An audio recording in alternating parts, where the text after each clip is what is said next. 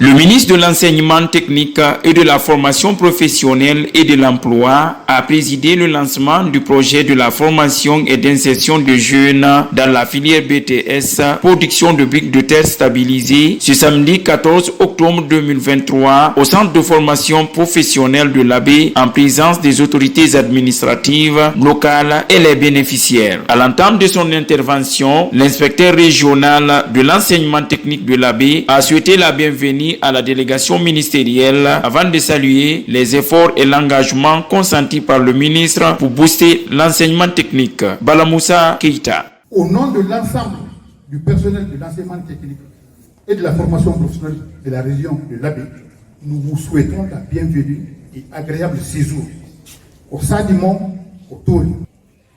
Monsieur le ministre, votre présence en ces jours mémorables à l'Abbé est un témoignage éloquent de votre engagement. À travers vos actions, on a compris que l'enseignement technique est un levier essentiel pour le développement d'un pays. Pour Younoussa Diallo, représentant du maire de l'Abbé, ce projet est l'une des raisons d'existence de la commune. On parle ici insertion, implication et emploi jeune. On parle également de l'urbanisation et de développement.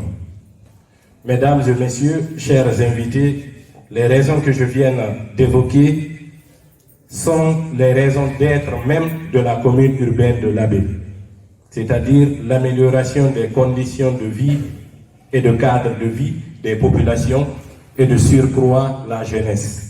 Interrogé, le maître formateur explique la particularité des briques de terre stabilisées. Mamadou Aliou Baldé. La fabrication de ces briques-là est très importante. C'est-à-dire le dosage que nous sommes en train de faire, c'est 5 brouilletés de terre pour un sac de ciment. Ça nous permet de fabriquer 10 briques. Et une brouilleté de terre et 5 kg de ciment peut nous donner 10 briques. Et les briques-là sont très avantageuses dans la construction de nos maisons. Non seulement on n'utilise pas beaucoup de ciment, peu de ciment, parce que les bâtiments que nous construisons avec les briques BTS là ne demandent pas de crépissage, ne demandent pas assez de charge de ciment. Là, on devrait utiliser 6 tonnes pour construire une maison. Là, on a besoin, avec les briques là, c'est 3 tonnes. C'est purement économique, c'est très important. En tout cas, c'est un projet écologique. Sur la durée de ce projet, en cette première phase, le directeur national de l'emploi précise, Elaz Mamadou Diallo. C'est un programme il est étalé sur 3 mois pour sa première phase et après on va faire l'accompagnement à l'installation de ce projet. Et je rappelle encore une fois que ce programme-là est le bénéficiaire de l'accompagnement à travers un financement de la BAD dans le cadre du projet. L'utilisation des briques en terre stabilisée a plusieurs avantages, laisse entendre le ministre Alpha Bakar Bari. Le premier devrait être le coût de leur production ainsi que les économies qu'on devrait réaliser à leur utilisation dans les ouvrages d'habitation. Le deuxième, c'est la maîtrise de la pose de ces briques par nos apprenants ou par les ouvriers qui sortiront de nos écoles.